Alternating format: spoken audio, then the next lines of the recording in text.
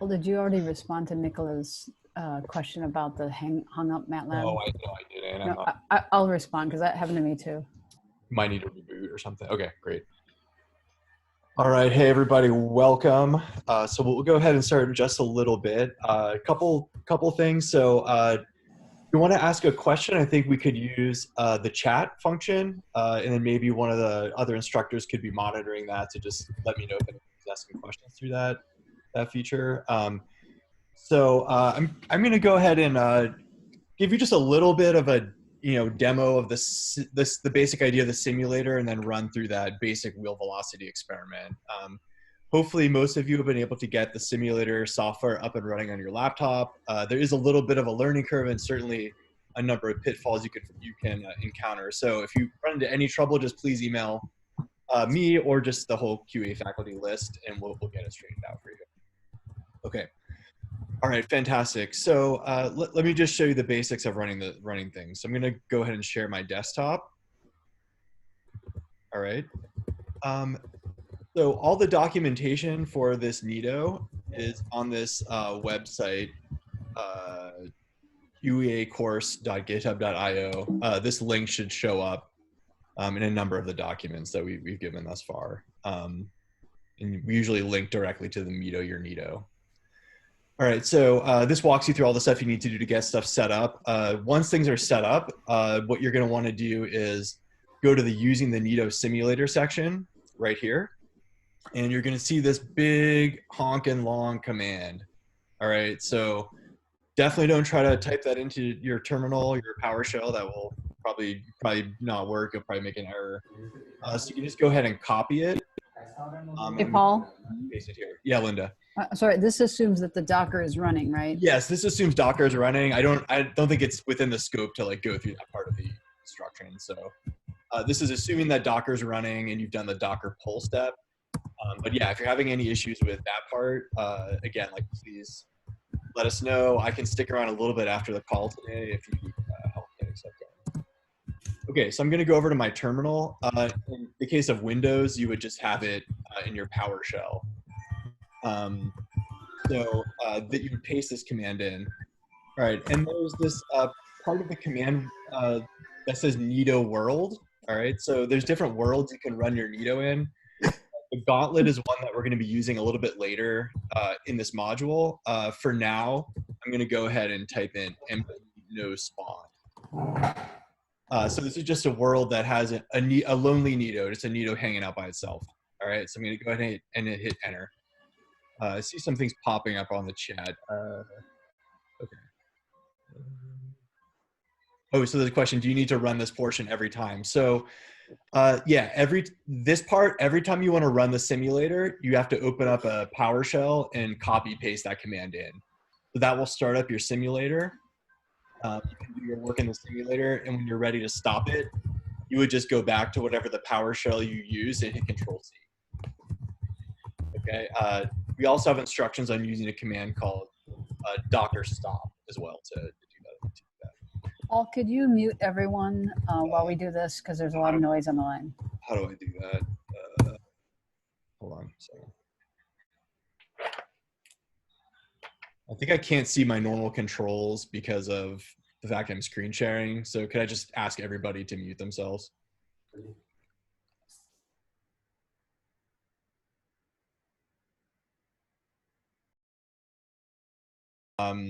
So Duluth, I think you asked a similar question. So you do have to run this every time you want to connect to your simulator. So you're going to run this. Once you do that, you can connect to the simulator using this link right here. So what's happening internally is it's starting up all the robot software and then making a sort of web server that you can connect to see what's happening. So I'm going to go ahead and click that link. Okay, and so if all went well, you should see a little Nito pop up. And just be kind of hanging out in the middle of space. So yeah, there you go. So there's your Nito. So you're going to be interacting with this through MATLAB. So I'm going to go ahead and knock over to MATLAB here and bring up my window. All right, so let me kind of clear out everything so we can start from a blank slate. Okay, so to connect to your simulator in MATLAB, you need to run this ROS init command. All right, so whoops, these controls are getting in the way. All this is documented on the website, the Mito Your Nito. So you just hit enter, and if all goes well, you'll see something that says initializing global node. All right, and this is just telling you that things are up and running. A couple things you can do. You can type ROS topic space list, and that'll give you a bunch of these sort of what are called topics. So we're not going to go through all the sort of ROS basics right now, but you'll be digging into it in the overnight assignment. You can think of these topics as the way that you sort of interact with the robot. Some of them are sensor data that you can grab, and some of them are places you can send commands. So for instance, the robot has a bump sensor, which shows up on the bump topic, and you can subscribe to that to get updates about what's happening. And to send velocity commands, you can publish to this raw vel topic. Okay, so all that will be part of your overnight, but just to point that out quickly. All right, there's a script called the teleop script that's useful to kind of go with. So it's called teleop and visualizer. Whoops. Hey, Paul, can I just make a request based on the chat window? Yeah. There's a group of folks that are having trouble kind of with the installation. And is it okay that maybe after this is done, you might hang out in the room and do some troubleshooting? Yeah, that's what I'll do. Yeah. So yeah, hang around afterwards if you need help getting stuff going. Okay, so the teleop script is a nice one to just make sure everything's working. So you can see here, there's a little red arrow that indicates sort of the direction the Nito's going. If I hit I, that sends the Nito forward. K stops it. J rotates left. L rotates right. All those types of things. Okay, so all that's documented in the script itself. Okay. All right, cool. So for the okay, I'm just looking at the chat. So for the purposes of this activity, what we're really interested in is essentially understanding whether our model of how the Nito will move given certain velocity commands is correct. All right, so we had you all walk through like some strategies you might use to do that. In this case, we're going to use a technique where we're going to give a set velocity to each of the two wheels. We're going to make them a little bit different so that it doesn't just move in a straight line. And then we're going to let it go for some period of time and observe what happens. Okay. And so what we've seen is that if we have two velocities that are different from each other, then it'll move in it'll have uniform circular motion basically. Okay. So on the NB page, you'll see that there's a link to this script that you would run. Okay. So if I click on this, it's going to pop up this run basic wheel velocity experiment. Okay. Again, the code itself is going to be examined as part of the overnight. So if I were to right click on this and hit save link as, I could go ahead and save it in the folder that I was in right now. And I'd be able to execute it. Okay, I already did that step, so I'm not going to do that right now. Okay, so let me go over to that folder. Okay, so I'll do run basic wheel velocity script. If I don't specify any parameters, it will use a default of VL as 0.2 and VR as 0.1. Okay, if you think about what this should do, is it should be driving our Nito in a uniform circular motion. And then since the left wheel is going faster than the right wheel, we should expect our angular velocity to be negative because it's going to be turning to the right. Okay, so when the left wheel is faster than the right wheel, it's going to be going to the right. And we'll examine exactly what that should look like in a second. But for right now, let's just go ahead and run it. All right, I'm going to go pop over to my simulator. Where is it? Okay, so we see our little Nito moving around in a circle.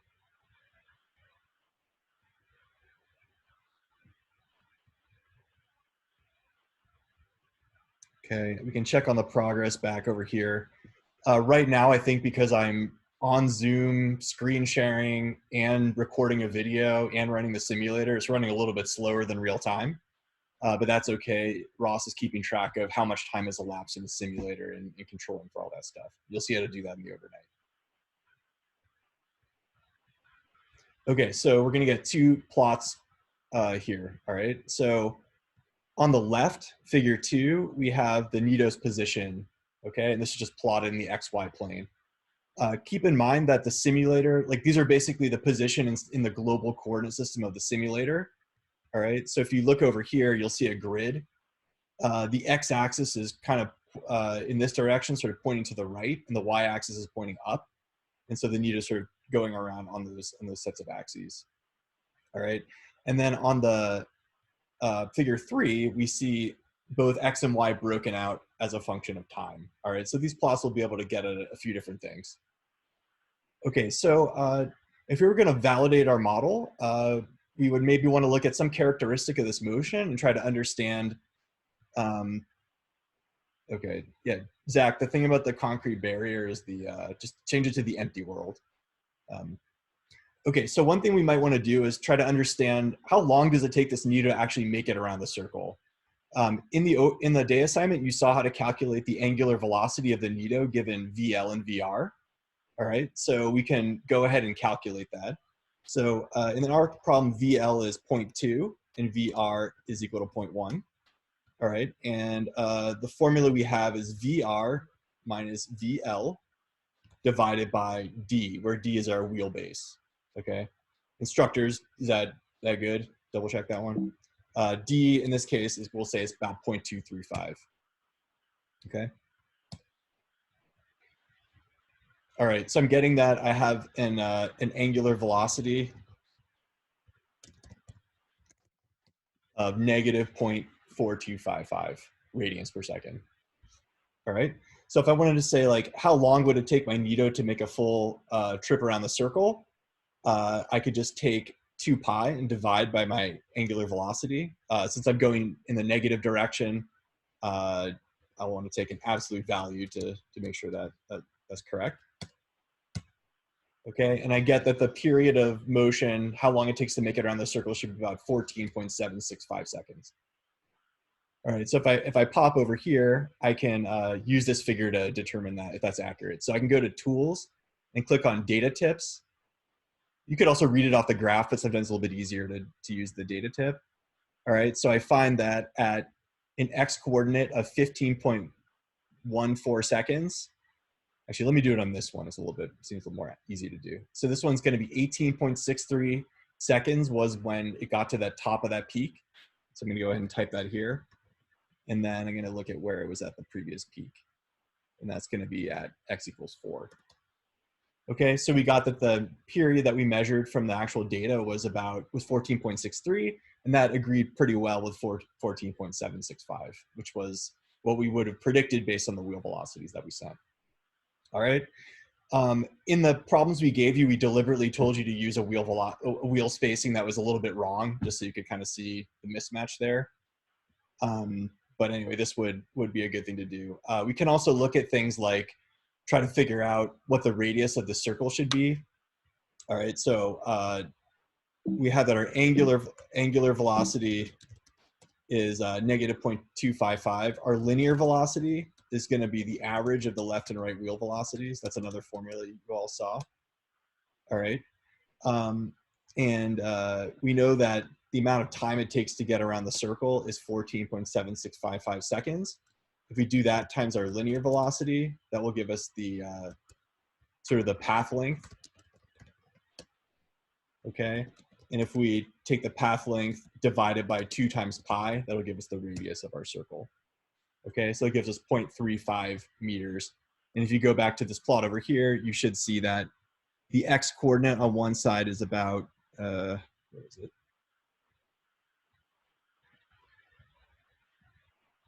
0.995 versus 0.2974.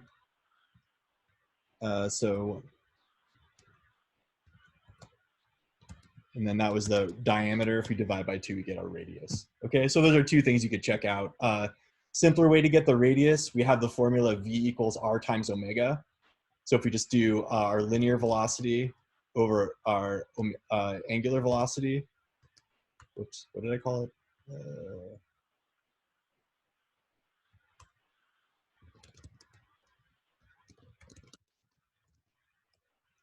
That should give us the radius as well.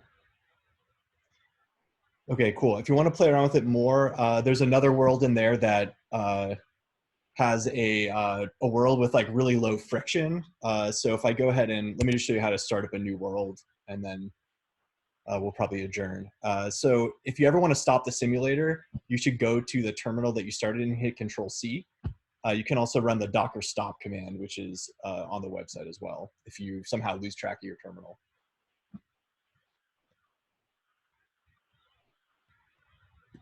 All right. Paul, can you hear me for a sec? Yeah.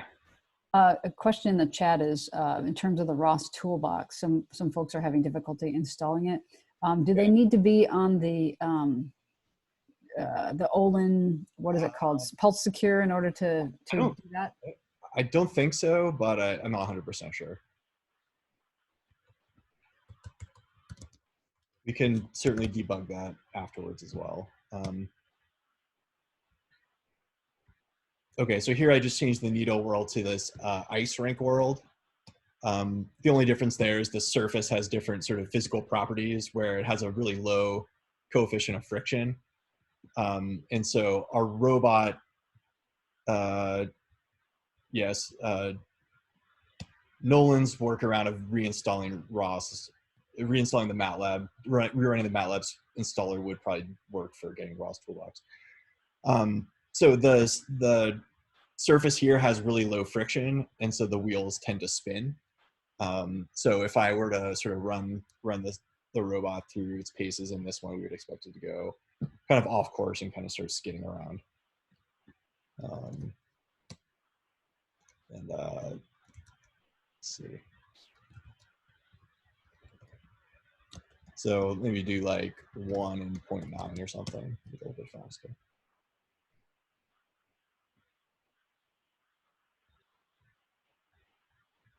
So it's a little bit hard to see, but basically it's trying to turn. It should be turning just as fast as before.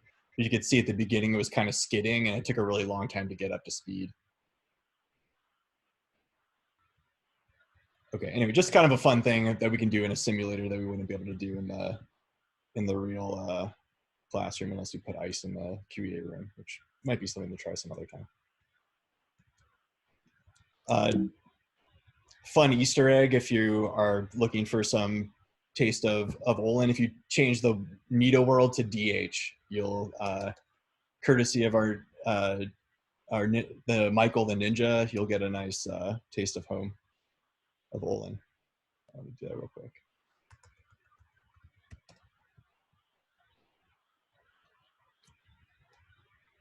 So Michael Remley has been developing video games in a platform called Roblox for a while. And I don't totally know why. Maybe just because he's awesome, he decided to make a model of Olin, which I think is pretty cool. So we're able to get that loaded up in the simulator as well.